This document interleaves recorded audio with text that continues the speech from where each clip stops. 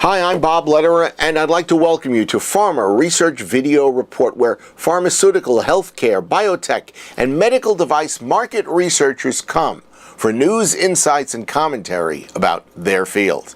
And let's get started.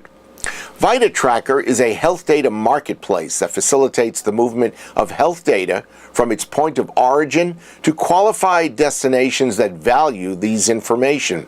And it's taking a leadership role.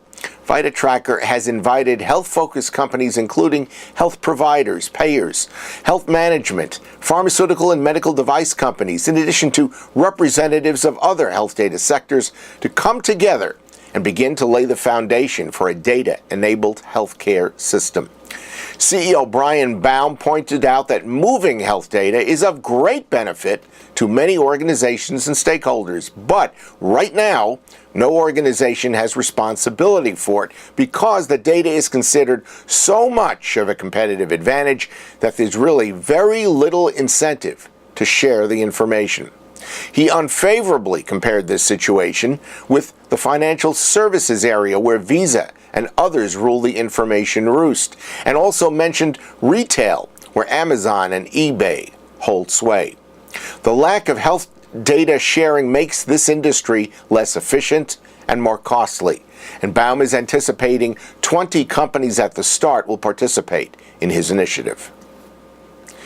Moving on, IBM's Watson continues its quest to be a game changer wherever it is applied. This time, it has agreed to collaborate with the New York Genome Center. That's a consortium that encompasses Memorial Sloan Kettering, Mount Sinai, Columbia University, and New York University hospitals. The goal this time is to discover alternative treatments for an aggressive form of brain cancer known as glioblastoma. 20 to 25 patients are going to be selected for the Watson study by the hospitals. Raw information files called variant cell files will be created from application of heuristic algorithms on healthy and cancerous cells. And then these files, each containing 20,000 to 1 million potential mutations, will be used to find novel cancer treatments. Watson will combine findings from the Genome Center and its programs with automated queries of a massive medical text database to identify driver mutations. Then Watson will propose medications, both already approved by FDA and some that are not, as potential treatments for these patients' individual cancers. Moving on, Charlotte Sibley's pharmaco market research career has taken her through J&J, Bristol Myers Squibb, Pharmacia, and most recently Millennium Pharmaceuticals.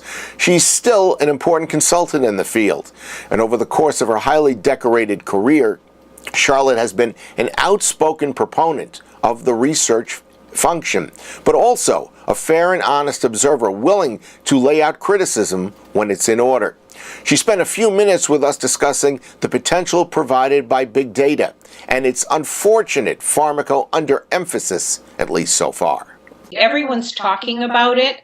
I think a lot of people don't even know what it is, but to be talking about it and starting to have big data groups put together without marketing research, I think is a significant issue for the industry. I don't think it indicates that they know what's going on, and I think it's likely not to be successful. Why do you think that that's happening, or why is it happening? You may very well have the answer.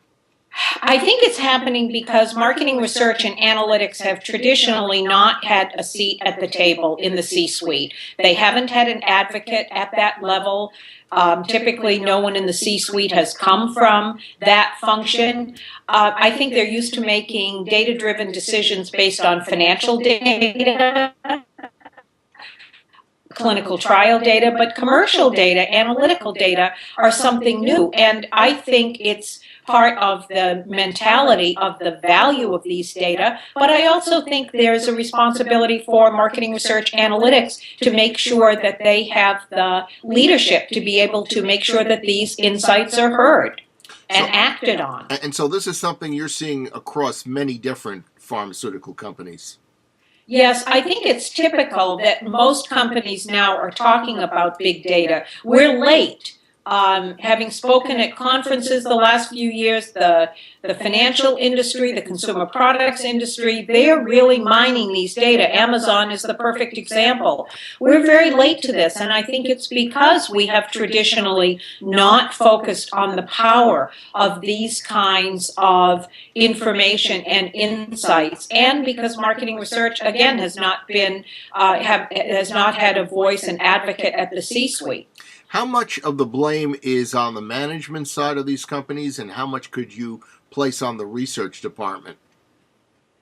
I think it's a shared accountability. The management, the leadership has to be ready, willing, and able to listen to this and have a mindset for it. But the research people have to have the appropriate leadership to be able to have that objectivity, to be able to say sometimes your baby is ugly, because that's what we need to do is speak truth to power, to have the leadership, the courage, and the backing of their own management to be able to say that, and then to have the voice and the advocate up at the C-suite. Is part of the problem that pharmaceutical companies still really are not very customer or consumer concentric?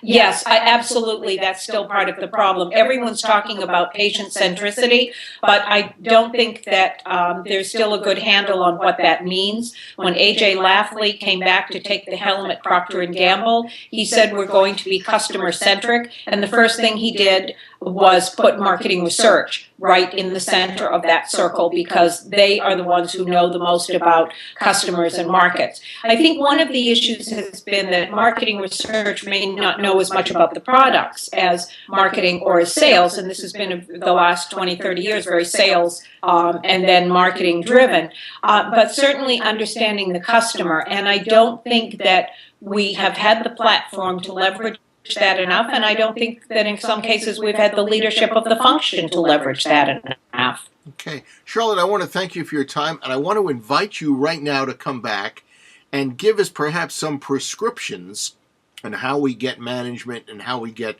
the pharmaceutical research department to become more in sync. I would love to, Bob. Thank you very much for the opportunity. Charlotte will be back with us soon to follow up on today's conversation. In the meantime, if you'd like to contact her, she's at charlottesibley@gmail.com. Finally, on March 25th in New York, the research industry's most prestigious research advertising awards, the Ogilvys, were announced at the ARF's annual ReThink Conference. Among pharma and healthcare companies, the big winners included the Heart and Stroke Foundation, OB Tampons, Delta Dental of Washington, Physicians Mutual Insurance Company, Walgreens, and Pfizer Consumer Healthcare. That's this week's Pharma Research Video Report. You know, sponsoring PR Video Report is inexpensive and easy. If you email info@rflonline.com, we'll give you all the details. We'll see you next week with the next Pharma Research Video Report, and until then, have a great research week.